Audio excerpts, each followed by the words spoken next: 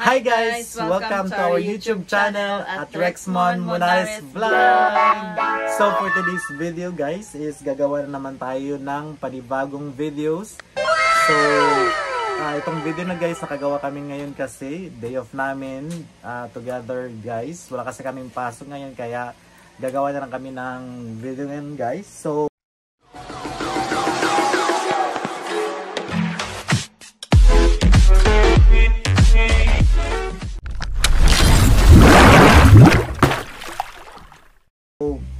since today is 2 years and 8 months. Yes. Mansari.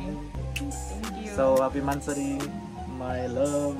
Happy So Mansari. thank you. So ayun na nga guys, is gagawa tayo ng panibagong video guys regarding sa Mansari Vlog Edition. So how well do you know your partner? So there's a lot of like serious question guys. So nag-prepare kami ng kanya-kanyang mga papel kung saan dito namin isusulat yung mga answer namin kung magkatugma ba kami. Parang tawag nito, i-test lang namin ang sarili namin if within 2 years mahigit, if same ba kami ng mga kaugali or ano ba yung napansin namin sa bawat isa. If kilala ba namin ang isa't isa. Yeah, that is correct. So huwag natin patagalin guys at let's go, arat na. So again guys, how well do you know your partner? Mansari Vlog Edition. So the first question guys is, anong weird habit ni girlfriend na ginagawa niya? First, Hindi, sabay man dapat tayo. 1, 2, 3. Go. Mamahid og cook mo. Ano yung answer? Ito sa akin, ito sa akin guys, during yung kuan, yung date sa ilong. Sa kanya during sa akin, hindi Ay, Bisaya mo din, sorry. Hindi pa Tagalog. Dapat Tagalog. Magpahid ng kulangot. Kulangot sa akin naman is during menstruation. Bakit guys? Kasi Weird ba din no? oo. Weird na. During menstruation guys, parang nag-iiba yung ihip ng hangin guys. So yun napansin ko. Sa kanya naman is Pahid ng kulangot. kasi hindi ko na makita. Uy, grabe siya. So, yun na guys. Weird day na.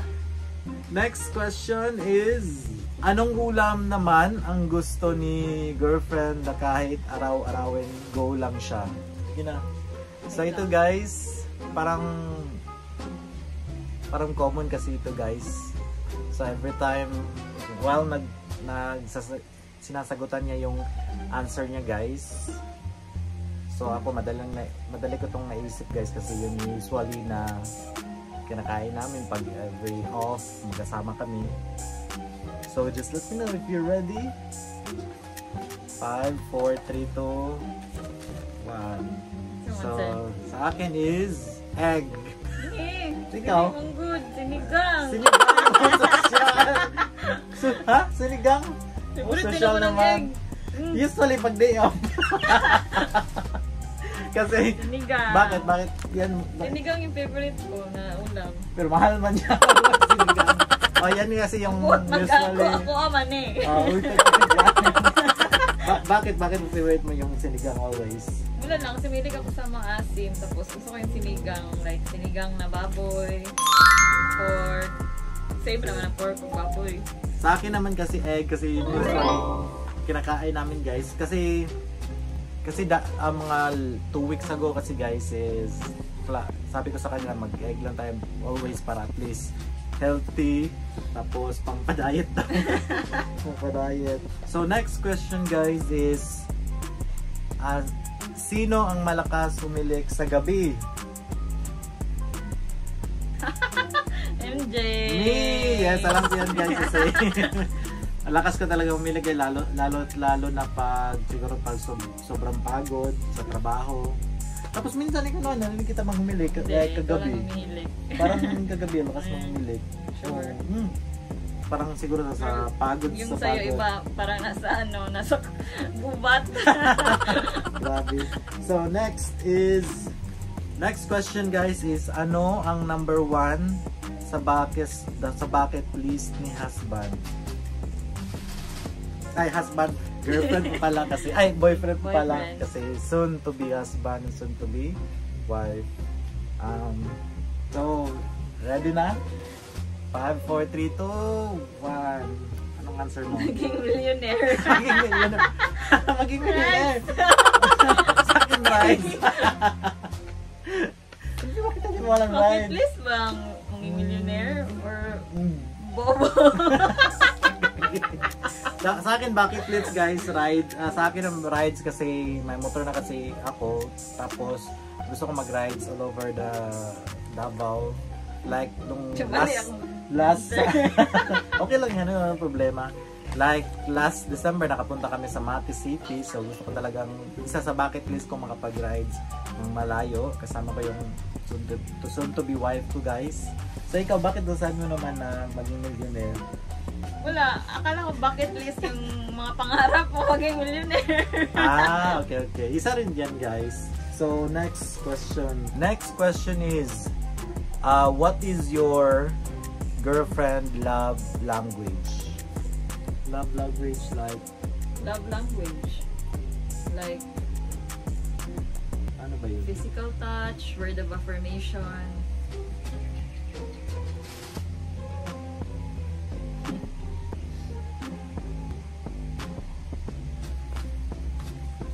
Quality time.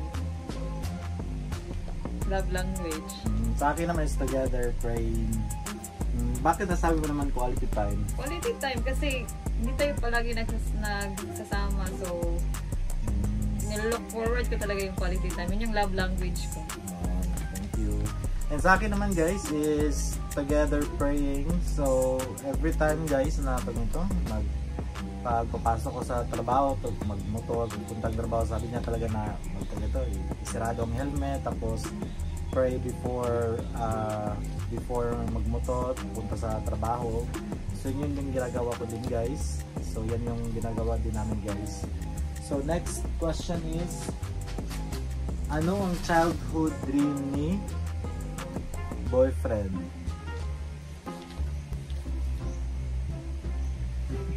Ito lang childhood dream lahat mo siguro guys. Ito yung childhood dream. Ano kaya sa tingin mo ang childhood dream ko? Ano yung siya? Childhood dream na trabaho or childhood dream Depende na dream? sa'yo. Ikaw na bahala kung mag-guess. Sige. 5, 4, 3, 2, 1. Baliktad, wala. Wala. So, ito yun guys. Ano sa akin, millionaire. Sa'yo, Sa'yo, magtrabaho sa cruise ship. magtrabaho sa cruise ship. Diba Bakit? sinabi mo dati gusto mo magtrabaho sa cruise ship? Kasi yung course mo, HRM, dati. Ayun, dati yun guys. Kasi, dati nag-abroad kasi ako sa Saudi for 5 years. Gusto ko din magtrabaho sa cruise ship. Kaso, kailangan pala yun ng yung seaman's book. Yung kailangan, diba yun yung dapat marunong ka yan yun, diba? Kaso wala kasi ako mga requirements na ganoon guys. So mahaba yung proseso. So dito muna ako nagtrabaho na lang muna dito sa Pinas. Pero tama ako. Yan din yung isang dream ko dati din. Sa ito naman is millionaire. Maging milyonaryo. Wala namang ibang tao guys na Ako, walang ang hangad. childhood dream ko dati maging nurse. Nurse? Bakit? Nurse kasi uso nga childhood dream. Pero ngayon hindi dati. ayaw ko mag-nurse. Takot ka sa dugo? Parang common siya na na childhood dream. So, next question is, ano ang childhood dream ni wife, ni soon to be wife or girlfriend? So, yun nakuhanan niya guys, na answer na niya yung pagiging nurse, diba? So, bakit ngayon, diba, bakit nagkuhan takot ka sa dugo? Kaya, Wala, kasi pag bata ka, pag tanong ka ng teacher mo, ano yung childhood dream mo? Common na childhood dream is maging teacher, maging nurse. Tapos pag laki ko, parang hindi ko siya hindi mo gusto. kasi matatakotin ako sa mga injection, sa mga dugo. Okay. Next question is, ano ang first ever fight ninyo as a couple at paano kayo nagbati? 5, 4, 3, 2, 1. Ito yung answer. Ayan. First, Sa bagay yung yan. first na... Mm, Ano yung question? yung first ever fight mo sa Copa, paano ka ngayon bati? Ito kasi dati, nung bago pa kami, di ba nagtrabaho ka sa Vex ay, tapos nag-apply ka sa Vex, Oo. and then, tas nag-promise ka sa akin na magkita tayo noon, and then di siya natuloy kasi na-change yung schedule mo. So, almost 1 month tayo hindi nagkita dati, tapos nagalit ako sa'yo dati noon. Ito, same. Tapos, Magka-coincide din siya, gumala kasamang workmate. Ito yun, di ba? Gumala. Yung gumala, yung sa Ibex. Gumala. Gumala ba? Yung parang hindi pala yung dati, gumala kami sa kasama ko yung workmate, hindi pala yan. Gumala kami kasama yung workmate yung dati sa Vex. Vex pa yun. Naalala mo? Nung hindi kita sinama, yung parang hindi kita sinama. nag-team build pa yung yung sa Ito yung na-remember. Tama. ano mo, Mm-mm. yung Pero sa first backside pala. ever fight Ito ba yun? Yan ba yun? Parang hindi naalala ko. Yung hindi ko siya naisama guys kasi parang yung mga kasama ko sa trabaho hindi naman yung KT. Para siyang ano tawag yun? Para siyang KTV? Para siyang KTV. KTV talaga guys. Hindi ko siya naisama. Tapos kami lang tapos parang hindi yung KTV. Yung doon sa may Kulan. I feel na ko dito pala yung answer ko. Yung first ever fight natin is nung February 14 ba yun? Nung supposed to be ito ba yung first? Ito supposed to be, di ba? Supposed to be, ito di ba? Parang Valentine's siya tayo na. Parang Valentine's yun guys. Supposed to be. Kita tayo. Magkikita kami tapos imbes na magkita, gumala kami kasama yung katrabaho ko guys. Unexpected kasi yun guys. Yun yung first ever. Tapos after nun, hindi na. At least na naka-learn na kami guys ng mga bago na yun. Dapat importante talaga yung unang answer mo yung quality time talaga. So yun guys. Tapos anong ginawa niyo para ang ginawa namin is nag-usap kami, feeling sa nag-sorry, tapos hindi naman yung masyadong parang lala talaga na away guys. At least na totoo namin sa isa't isa na talagang mag-usap talaga na maayos, parang dapat gawin yun. Tapos na solve naman namin yun guys, mabilis na nagbati din kami ng mabilis yun. Kasi dati palagi kami nag-aaway kasi hindi kami masyadong nagkikita dati kasi buhay pa man yung mama mo. Buhay pa. Hindi ka pwede magtagal sa labas, maglalabas kasi kailangan mo umuwi para ikaw na naman yung magbantay sa mama mo. Kasi tama. Yung mga kapatid mo, meron din silang mga pupuntahan. Oo. Next question is, ano yung most annoying things na ginawa ni soon to be wife or my girlfriend?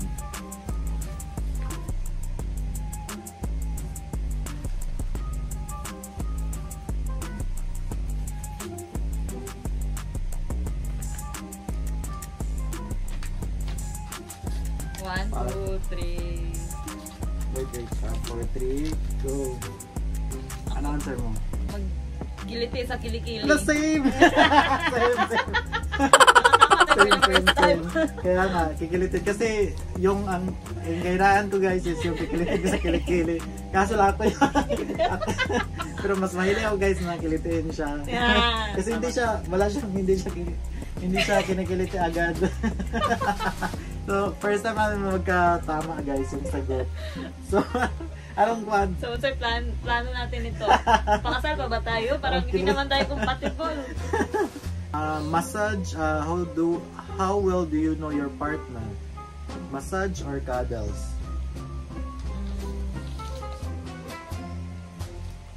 Five, 4, 3, 2. Cuddle. So, bakit nasabi mo? Cuddle kasi pag massage, Ayoko mag-massage kasi madali ako makiliti. Nice. Oh, Hindi kaya ako mahilig sa massage. Mag-massage sa akin yung mga si mama lang. Ikaw, pero minsan parang mas gusto ko yung cuddle. cuddle. Kasi yung cuddles kayo, yung magkayakap kayo matulog, yun yung guys, yung quality time. Kasi every off lang kasi kayo magkasama, so lalo na ngayon, pag ito, minsan lang magkasama, so magkayakap matulog, magkasama matulog, magkasama every off. Normal naman yan sa mga partner na mag-cuddle. Next question guys is, underwear or wala? Underwear or wala sa? Hindi, ibig sabihin nito, how well do you know your partner? Underwear or wala?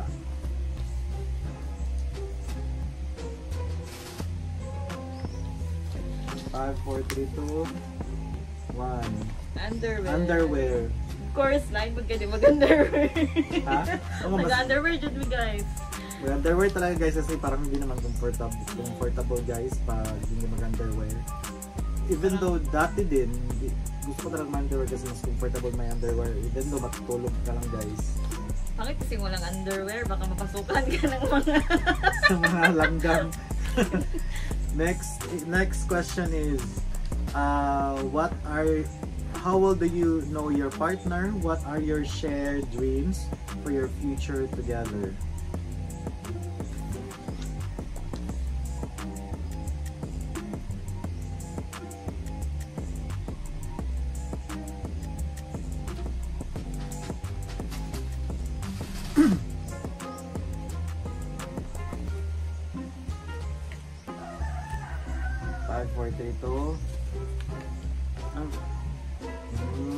Same din kami sa akin, magkabahay. Magkabahay, mag-travel, magkaanak at mag-business. Sa akin naman guys, magkabahay kasi importante talaga yun kasi kami, wala pa kasi kaming yung sariling lupa, tapos wala pa yung sariling ako meron akong lupa guys, yung bahay na lang kulang, so yun yung importante talaga, especially my soon to be wife as well, so importante talaga may bahay. So ngayon, siguro after 2 years. After kasal, mag-boarding house muna kami, tapos ipon para magkabahay. So kanya magkabahay, mag-travel, tapos magkaanak, after ng kasal, magka-family, tapos mag-business. Yun lang talaga yung isa din namin na plano guys, soon.